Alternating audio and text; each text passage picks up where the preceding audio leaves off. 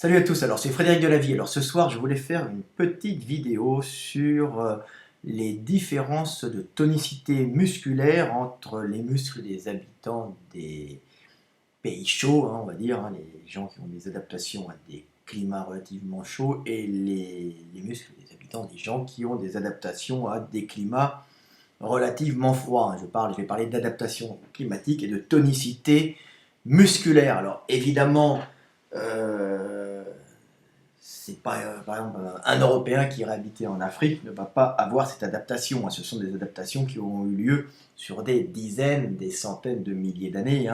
Et c'est très intéressant de montrer justement, pour les sportifs en particulier, même pour les gens de tous les jours, de montrer qu'il y a des différences, des adaptations climatiques dont on n'a pas forcément conscience et qui peuvent générer des blessures chez certains, ou des handicaps dans certaines pratiques de sport, parce que les muscles ont une adaptation au climat. Alors, si vous êtes par exemple africain, africain subsaharien, même euh, africain, ce qu'on appelle les noirs, ou si vous êtes européen, ou ce qu'on appelle les blancs, ou asiatiques, ce qu'on appelle les jaunes, vous aurez une tonicité musculaire qui sera différente parce que vous aurez votre lignée se sera adaptée à des climats différents. Alors il n'y a pas de supériorité ni d'infériorité, il y a simplement des adaptations climatiques, c'est ce que je dis toujours, il n'y a pas de race, il n'y a que des adaptations climatiques, que ce soit qui engendrent des différences morphologiques, physiologiques et même des façons de penser aussi. Mais bon, la culture peut tout effacer, bien sûr, enseignons, dans la limite du raisonnable. Donc, je vais parler des différences de tonicité musculaire entre les habitants du Nord, donc on appelle les Européens ou les Asiatiques, et les habitants du Sud, ce qu'on appelle les Africains. Donc, euh, donc, il faut savoir que les Africains en général, Africains subsahariens, je vais prendre des extrêmes, ont en général les muscles, une tonicité musculaire plus importante, une tonicité musculaire, donc c'est comme une balle leur muscle est plus tendu, parce que c'est le climat de base, de l'homme à la base, ils vivent l'Afrique subsaharienne, l'Afrique, c'est le climat dans lequel l'homme est apparu, l'homme s'est adapté, donc à la base il était parfaitement adapté à ce climat-là. Donc les muscles, le muscle des Africains ont une tonicité optimum pour fonctionner au chaud, donc ils sont assez tendus pour fonctionner très bien. Donc c'est comme une balle tendue qui rebondit, une très très bonne tonicité. Ils sont tout le temps en restitution d'énergie aussi, les muscles des Africains en général, en plus, parce qu'il y a beaucoup de tendons dedans. Donc on va dans l'économie d'énergie, et puis ce tendon permet de marcher d'une façon économique, mais permet aussi d'éviter les surchauffes. Pourquoi? Parce que quand on est en restitution d'énergie, quand on marche, c'est-à-dire qu'on démarre évidemment par une contraction musculaire, mais à chaque fois qu'on refait un pas en avant, qu'on court, on va accumuler l'énergie de la chute, donc dans les fibres, dans les muscles, et dans les tendons. Donc il y a beaucoup de restitution d'énergie dans euh,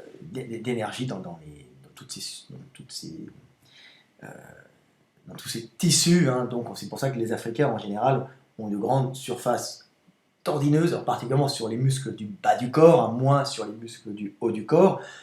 Donc de grandes surfaces tendineuses, et des muscles courts en général avec des leviers assez longs, des grandes jambes, et des grandes surfaces tendineuses pour récupérer l'énergie quand ils marchent, pour être en économie d'énergie. Déjà, ça leur permet de consommer moins, et en plus, ça leur permet donc de consommer moins et de moins chauffer, de moins chauffer pour ne pas monter en surchauffe, et pas endommager les tissus, parce qu'il y a une surchauffe, il y a une dégradation des tissus à partir d'un certain moment. L'agitation moléculaire va dégrader les molécules des tissus et puis peut générer des séquelles, des séquelles de l'organisme, des dégradations jusqu'à la mort à un certain moment. On voit les petits vieux en France qui meurent à un certain moment à cause de la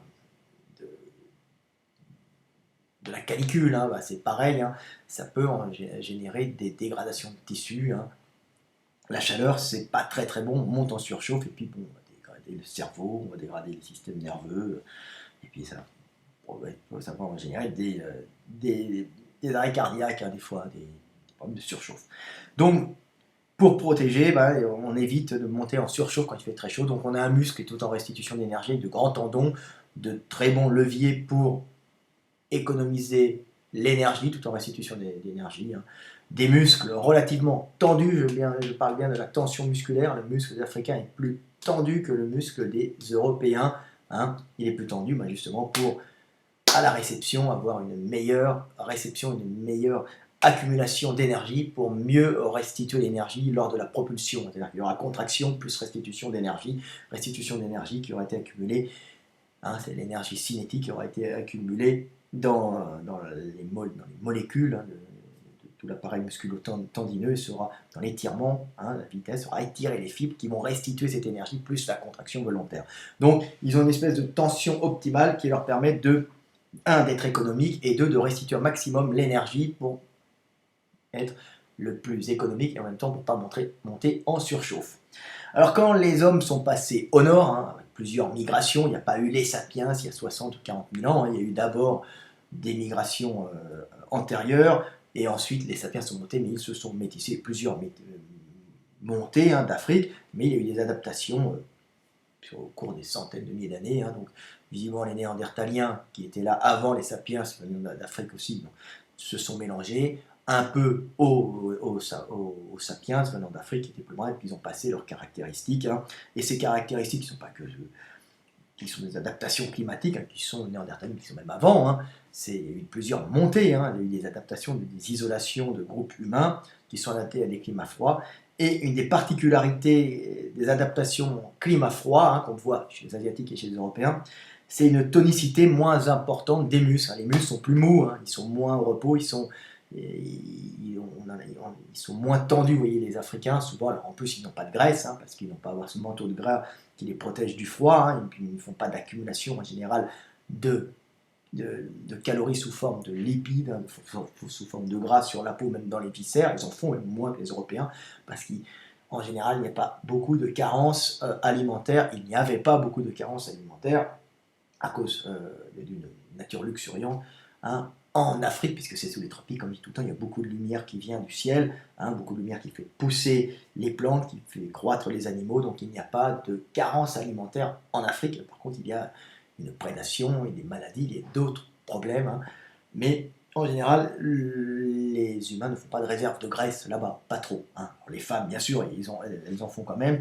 On a tout le temps besoin de fonctionner, de parer en cas de crise alimentaire. Donc il y a tout le temps, on s'aperçoit qu'à l'est de l'Afrique, ils ont plus de gras, pas plus de gras, plus de réserves graisseuses, même leurs muscles fonctionnent un peu plus avec du gras. Leurs muscles utilisent plus le gras comme combustible, alors qu'en Afrique de l'Ouest, où il y a moins de, on va dire, il y a une abondance calorique plus importante, donc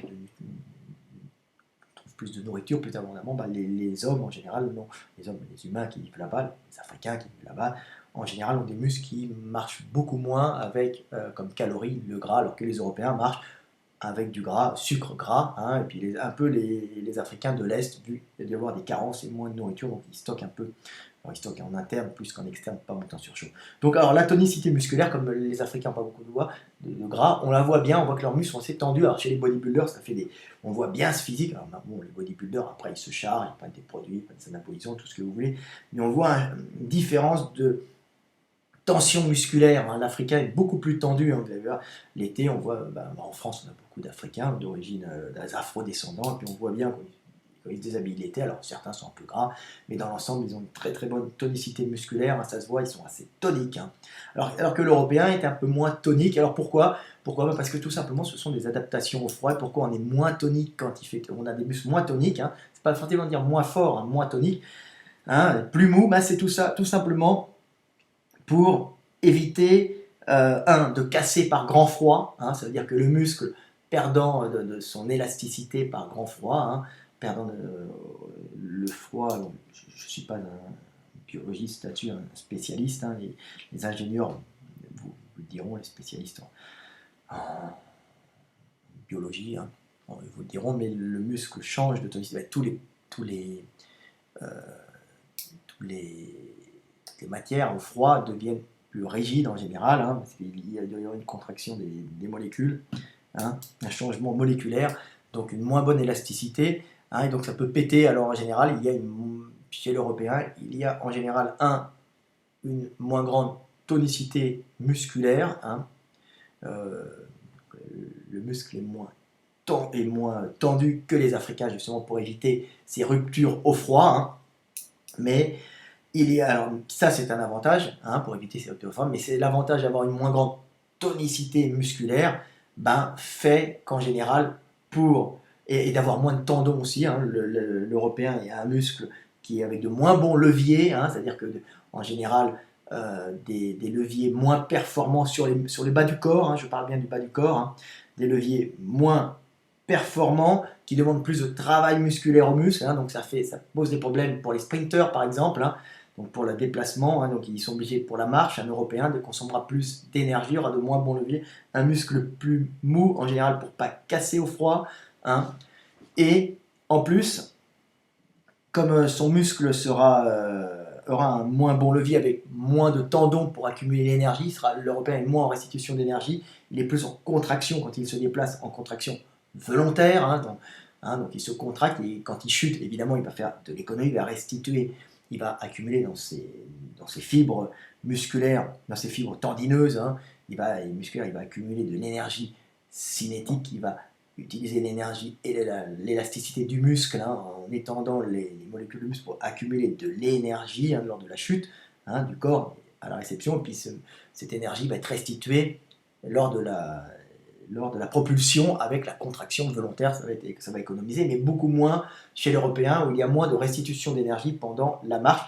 Alors pourquoi moins de restitution d'énergie? Pourquoi est-on beaucoup moins économique, hein, que ce soit au niveau des leviers, de moins bons leviers pour la marche, moins bonne restitution d'énergie par un appareil musculo-tendineux, avec moins de tendons que l'Africain, hein, et de moins bons leviers aussi, et des muscles plus mous en général. Alors pour quelle raison, hein? Pour tout simplement la raison que au froid, l'important c'est de conserver de conserver ces muscles à une bonne température pour éviter qu'ils cassent, et pour éviter qu'ils cassent, il faut les chauffer, et le mouvement, la contraction musculaire va produire de la chaleur, et plus on contracte, hein, plus le déplacement va se faire par contraction volontaire, hein, donc moins économique, hein, on va dépenser plus de calories, hein, il va y avoir un plus grand travail musculaire, le mollet, la jambe va monter en chaleur et va éviter en température, et va éviter, en cas de grand froid, les ruptures musculaires, les ruptures tendineuses qui risquaient à l'époque, hein, l'époque des glaciations, à l'époque de ces montées en Europe. Il y a une sélection intense, hein, qui a fait que les hommes se sont trouvés avec des jambes courtes, des gros mollets, moins de tendons pour la restitution d'énergie, hein, pour pouvoir, en fin de compte, avoir un chauffage central dans le bas du corps, et puis dans le haut aussi, hein, mais c'était moins important, hein, pour pouvoir créer de la chaleur, éviter de casser, donc moins de tendons, moins bon levier, en contrepartie, moins économique, plus de production de chaleur. Alors on peut voir aussi la différence dans la morphologie des Africains et des Européens, mais là je ne vais pas là pour parler de morphologie, mais on peut voir par exemple que chez l'Européen, lors du déplacement de la marche, hein, il y a le mollet marche, vraiment le mollet se contracte beaucoup, alors chez l'Africain c'est pied plat, avec un déplacement, hein, il a un pied plat pas pathologique, on dirait l'Africain subsaharien, avec un déplacement plus en restitution d'énergie dans le tendon, alors que l'Européen, lui, il va être tout en déplacement musculaire là, dans les mollets et le bas du quadriceps, hein. On s'aperçoit que l'Européen a souvent le bas de la cuisse développé et le mollet développé, des leviers peu économiques pour la marche et la course, hein. Par contre en haltéro, c'est une autre affaire, ça marche très très bien puisqu'ils ont les leviers courts, hein. Mais par contre ils sont peu économiques, mais un énorme avantage, c'est que ça produit de la chaleur, hein, et cette chaleur évite de casser les Africains, hein. Les tests par exemple de l'armée américaine sur les blessures, hein, les Africains se blessent beaucoup plus au tendon, hein, c'est des tests de l'armée américaine, hein. Ils ont fait des études, les Africains se blessent beaucoup plus au tendon lors des exercices. Alors je pense que ces tests ont été faits en général à climat plus ou moins froid, hein. C'est pour ça qu'à mon avis, en climat chaud, les Africains ne se blessent pas plus que les autres, hein, parce que ces tests n'ont pas été menés ils ont été menés d'une façon scientifique, mais il n'a pas été pris en compte la température. Alors moi, je peux vous parier, allez, j'en suis sûr et certain, les Africains se blessent plus par grand froid que par température chaude, hein. Les Africains sont programmés pour travailler au chaud, ils sont mécaniquement faits pour ça. Leur corps est adapté à ça.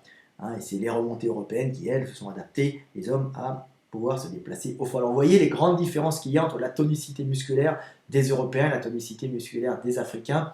La structure tendineuse des Africains qui est là pour récupérer pour économiser l'énergie, hein, et pour ne pas monter en surchauffe, hein, surchauffe fatale. Et l'Européen, bah, lui, c'est l'inverse.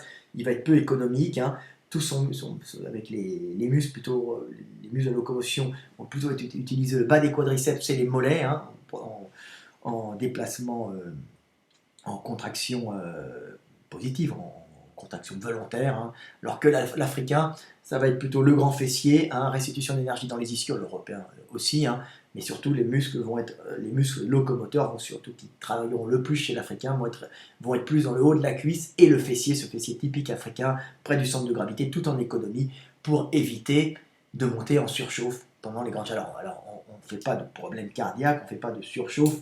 Quand il fait 30 degrés, en général, on les fait quand ça monte 35, 40, 45 degrés. Quand on voit nos papis et nos mamies qui sont morts pendant la canicule, hein, c'est pendant la canicule qu'il y a des graves problèmes. C'est-à-dire c'est quand il y a eu de très grands froids, c'est là que se fait la sélection intense qui va sélectionner les individus avec plus de mollets, un peu plus gros, parce que les autres auront une rupture de mollet qui en fera un handicapé à l'époque, hein, l'époque préhistorique. Hein, je parle du paléolithique et même avant, les premières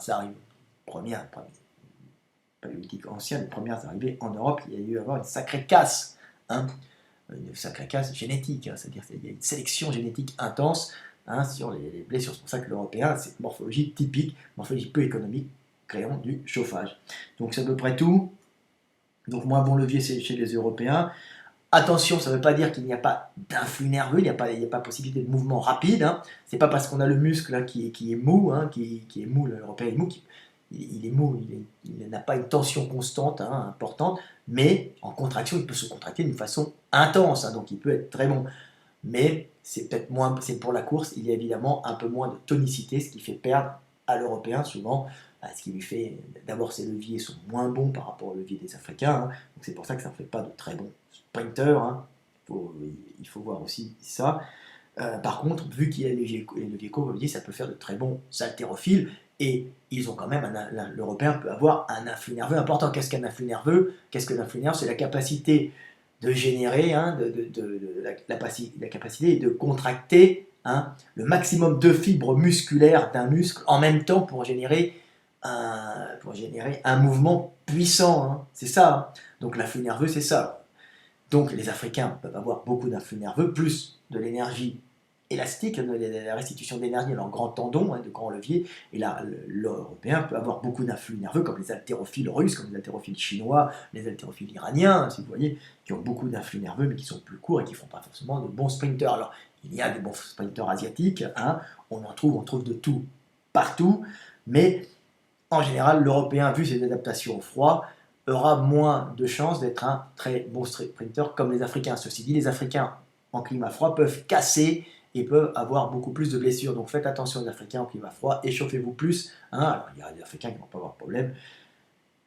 Et faites attention parce que vous êtes l'avantage que vous avez d'être plus puissant, mais aussi un désavantage en climat froid. Par grand froid, vous risquez d'avoir plus de blessures, hein, blessures musculaires, blessures tendineuses en général. C'est des tendons qui vont casser de longs tendons articulaires, des membres fins en général, aux extrémités, hein, qui peuvent casser. Alors pas tous les Africains camerounais sont costauds, comme je dis tout le temps. Il y a plusieurs types d'Africains. Hein, mais non, il y a plusieurs types. Je parle de généralité. Hein, je parle des subsahariens, mais en général, l'adaptation au climat chaud, c'est plus grande tonicité musculaire, hein, et plus de tendons.